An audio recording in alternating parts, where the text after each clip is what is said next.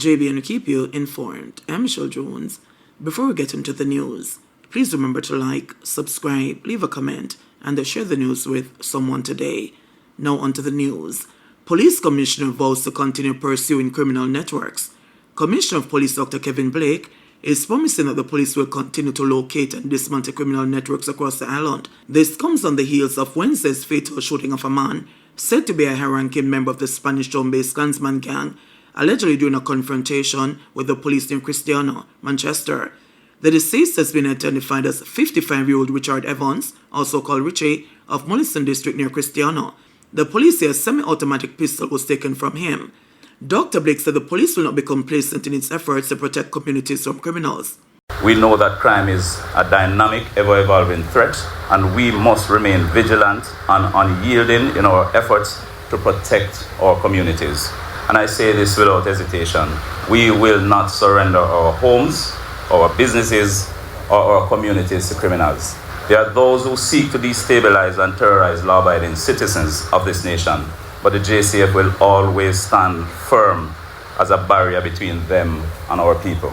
I urge every resident of Lacovia to stand united in the fight against crime, being tolerant to criminality in all its forms. Work alongside us, support your local police, and together we will continue to keep this community safe. Together we will drive down crime even further and build a Jamaica where peace, security, and security are the foundation upon which our citizens can thrive. He was speaking on Wednesday during a ceremony to hand over a newly built police station in Lacovia, St. Elizabeth. Mandeville licensed fireholder charged for double murder. The licensed fireholder accused of killing 2 women and wounding 3 others on the weekend was this afternoon charged with murder by the police. Charged is 50-year-old Patrick Thompson, a telephone engineer and a resident of Leave Lane in Mandeville. He has been charged with 2 counts of murder and 3 counts of wounding with intent. A police source confirmed that the charges were formally laid shortly before 4 p.m. Thompson is also likely to be charged with other offences. The accused was on Wednesday interviewed in a question and answer session by detectives assigned to the Area 3 Major Investigations Division. In the incident, 5 people were shot during a dispute at a candlelight vigil stemming from a motor vehicle collision on Nashville Road off Levy Lane in Mandeville. Police and relatives named the deceased as 35-year-old Aldine Dixon, a resident of Colleyville District in northeast Manchester, and 42-year-old Stacey Ann Mulgrave, a resident of Barnstable District near Mandeville. Police said the incident occurred near midnight after the licensed fireholder parked his car in an open lot that is next to his house. Police said the incident occurred near midnight after the licensed fireholder parked his car in an open lot that is next to his house. Police said the lot separates the man's house from the house where the candlelight vigil was being hosted. The man reportedly saw his car being hit by another vehicle, leading to an argument and confrontation. It is further alleged that the fireholder opened fire. When the smoke cleared, 5 people were found shot. The gunshot victims were taken to hospital, where the 2 women succumbed and 2 others admitted for treatment. A 12-year-old boy, who was reportedly also injured during the shooting, was treated and released from hospital. The licensed fireholder reportedly turned himself in at the Mandeville police station. Soldier charged after girlfriend beaten and assaulted with gun. A Jamaica Defense Force soldier was charged Wednesday after his girlfriend was beaten and assaulted with a gun at her workplace. LaSalle's Archibald Burke, a 42-year-old Staff Sergeant from Waterford, St. Catherine, was charged following a ruling from the Office of the Director of Public Prosecutions, DPP.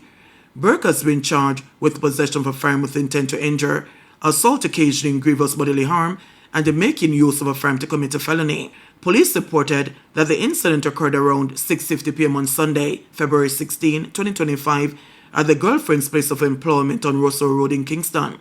According to a source, from information received and investigations carried out, the woman was at her workplace when Burke visited and an argument developed. During the argument, the police reported the girlfriend was hit and kicked several times all over her body, causing pain, bruises, and swelling. She was then pushed against a wall and a gun forced into her mouth and throat, causing pain, bruises, and swelling. After the altercation, Burke left the business place. The soldier was interviewed in the presence of his attorney, and a file was prepared and submitted to the office of the DPP, who ruled that Burke should be charged. It is the latest domestic violence incident involving a JDF soldier. Earlier this month, a 25-year-old nail technician was hospitalized after being shot during an altercation at her home with her 40-year-old JDF corporal boyfriend. Pre-dawn corporate area operations yield gun and ammo. Live rounds seized inside the parking lot of the Manor Center shopping mall in Constant Spring and a loaded gun seized along Red Hills Road are the successes coming out of a pre-dawn operation conducted by the security forces in St. Andrew on Wednesday. The joint police military exercises, which got underway in the wee hours of the morning and which were the second series of operational activities so far this month in the St. Andrew North Police Division, took place in the areas overseen by the Grand Spen and Constant Spring police stations. On February 12, a similar operation was conducted in Akiwalk, where 30 persons were apprehended and processed. The police said 9.38 rounds were seized in the Manor Center parking lot on Wednesday. Early in the morning, the security team seized a TP9 Canic 9mm pistol with serial number fixed and a magazine containing 11 9mm rounds. No one was arrested in either operation. The police said on Wednesday that several suspects were picked up during the operations and processed. The police said 9.38 rounds were seized in the Manor Center parking lot. Early in the morning, the security team seized a TP9 Canic 9mm pistol with serial number fixed and a magazine containing 11 9mm rounds. No one was arrested in either operation. The police said that several suspects were picked up in the operations and processed. Acting Superintendent of Police Randy Sweeney, commander of the St. Andrew North Police Division, said that the strategic operational outings were part of efforts to reduce crime and violence. We want to reassure members of the public that we are committed to reducing criminality. We are relentless in our pursuit of criminal suspects and wrongdoers who will not be allowed to be comfortable in this division, Sweeney said, of the pre-dawn operations that have taken place so far this month. He also sought to assure law-abiding residents who may have felt inconvenienced, some by the sounds of helicopters floating over homes, that the process was simply to have a controlled space to weed out criminals. Classes suspended at Orokabesa Primary following fire. Classes at Orokabesa Primary in St. Mary have been suspended following a major fire last night. 3 board-constructed classrooms, which were separate from the main concrete building, were destroyed, resulting in an estimated $5 million in damage. Winsome McFarlane Forbes, acting principal of the school, said the blaze, which resulted in significant losses, started in the reading room. Last evening, fire of unknown origin at approximately 10:30 p.m. engulfed 3 timber buildings on the school compound. As a result of the fire, we have lost furniture, textbooks, electrical gadgets, all the equipment in the PE department. Presently, we are devastated by the loss, but we are engaging in mopping up activities as we speak. We want to ensure that school resumes face-to-face classes in a short order. A unit from the Ocho Rios Fire Station extinguished the blaze. More than 600 students and a staff of 32 have been affected by the closure. According to reports, shortly before 11 p.m. on Wednesday, fire was seen coming from a section of the building and the fire department was called. Jamaican arrested for illegal entry at Mexico-US border. A Jamaican national with multiple felonies was recently arrested at the Paso del Norte port of entry at the US-Mexico border on criminal charges related to his alleged illegal re-entry into the United States. According to court documents, 43-year-old Dwight Moulton allegedly presented a Texas identification card to a Customs and Border Protection officer and claimed that he was a U.S. citizen traveling to El Paso after visiting his girlfriend in Mexico. The officer recognized facial discrepancies between Moulton and the photo ID and escorted him to the Passport Control Secondary Office for further inspection. While there, he allegedly stated his true identity and admitted to being a citizen of Jamaica. A criminal complaint also alleges that Moulton admitted to finding the ID card he had presented and intended to use it to travel to El Paso. Further investigations revealed that Moulton had been previously deported to Jamaica from Houston about September 2005. Additionally, his criminal record includes a firearm offense and the sale of a controlled substance. If convicted, Moulton faces up to 10 years in prison. Jamaica on track for further decline in murder, says Chang. National Security Minister Dr. Horace Chang is optimistic that the country is on track to record a further decline in murders this year if the current trend continues.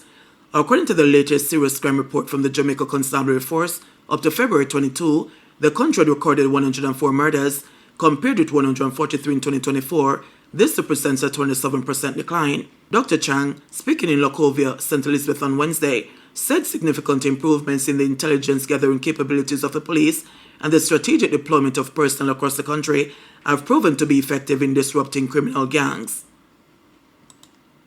At the rate they are going, you'll have the lowest number of murders in Jamaica for the last 25 years and more. That didn't come about by policemen sitting in the desk because they're in the office and they look comfortable and cool and they sit down and enjoy. When the air conditioner work, they enjoy the air conditioner unit. It didn't come about that accusing police officers go out to look for them girlfriend when they're supposed to be on patrol. That's not happening. The police officers are working. They're out there in the hot spots. They are monitoring areas.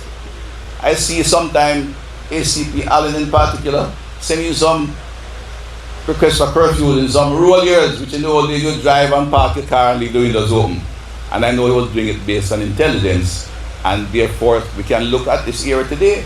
I think St. Elizabeth only has one homicide for the whole month, for the whole year. And the numbers in Manchester, Clarendon and St. Elizabeth are remarkably down because the leadership in those parishes are utilizing the tools the government has provided effectively and doing their job to create a safer place and maintain public order. It's common sense that if the police have better intelligence, are better equipped and are on the road more, they're going to have more engagement. 50 police shooting in that same police out there chase down in the one man to shoot down somebody. It means the police is in a position to engage criminals, and if you have more engagement, you're going to have more shooting. If they surrender, they'll take them to the court. I've been told by the commissioner that the majority of targets are in fact before the courts. But there are those who choose to take on the police, and we have had that. JBNN will keep you informed.